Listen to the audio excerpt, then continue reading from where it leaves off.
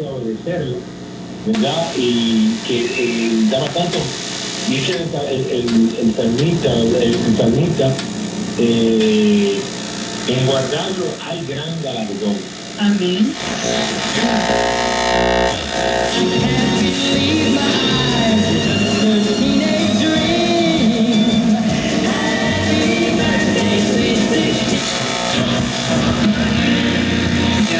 Other routine issues, some of which have been postponed.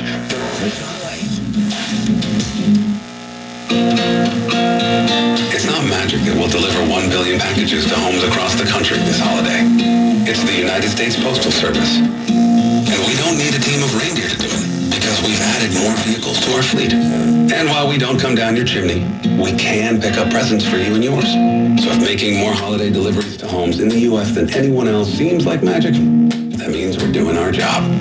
Share the magic at USPS.com/ that you can save hundreds of dollars a year on your home heating bill if you think you're paying too much to heat your home.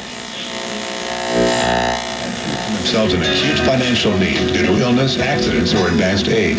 They need help. The Broadcasters Foundation of America provides financial assistance that allows these professionals to live life with Vision that the idea that a hedge against inflation. If you Giants first down total for today's game 16. That makes 226 total first downs this season, raising.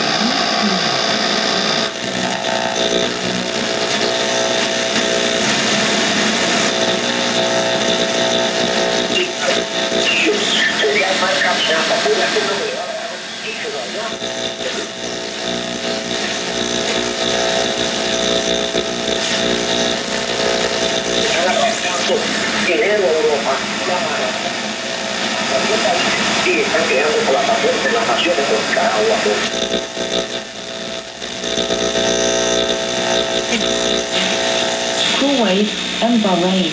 Items offered include a vegan appetizer, Brazilian eggplant cutlets.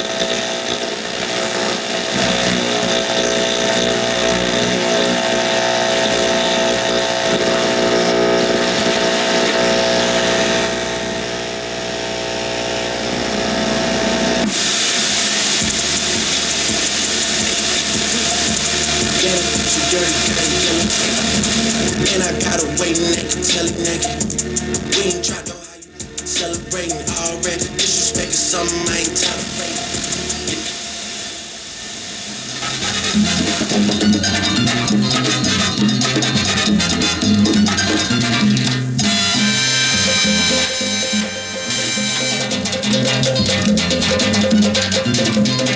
Los Coco Clásicos, solo por la X96.3, el ritmo.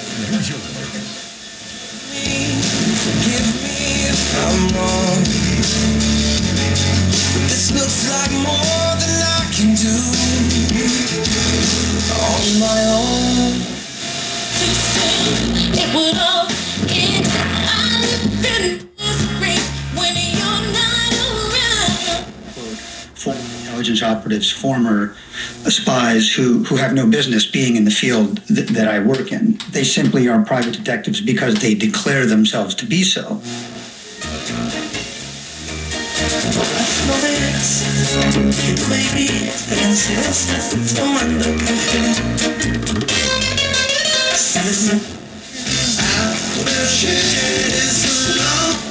Comes from the same Latin root as putrid.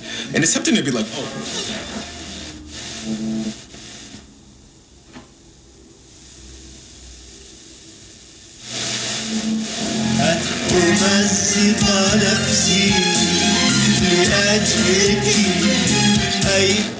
celui que je suis né quand même, c'est bon. La France. Actually smell different from each other or not. For centuries in Europe, there was this widespread notion of fetor judaicus, which was this belief that Jewish people smelled like goats and garlic. White folks in the U.S. have obviously long said that black people had an offensive and disagreeable smell because anti-blackness is just crazy and wild like that. In the early 20th century, there were all sorts of stereotypes in the U.S.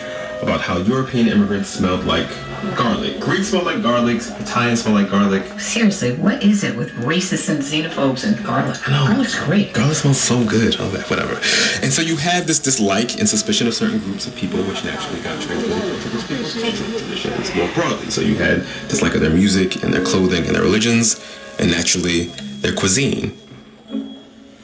Here's the restaurant critic Solejo again. I think a lot about how, the smelliness of food has been weaponized, not even violently, but just as far as making fun of people, putting them down, keeping them out of housing. Soleil says that in Great Britain, landlords often have rules in the books and bylaws about the kinds of things that their renters are allowed to cook in their apartments. Like, you will not make overly pungent food or smelly food, and it's part of how they, some of them who are really acting in bad faith will sort through who they might actually be willing to give this housing to. And in the States, a lot of people who once ate foods with the most, let's say, robust aromas, they've let go of those food traditions in order to become more American. Like Norway, right? Like Norwegian culture, which is famous for lutefisk, which is another very smelly preserved fish thing. That's kind of disappeared into the culture as Norwegians have become, the classic whites. Trading in smelly fish for hot dish. But that's not what our boy Chris, the letter writer, is trying to do. So I asked Soleil to put herself in Chris's shoes. Oh man, if I were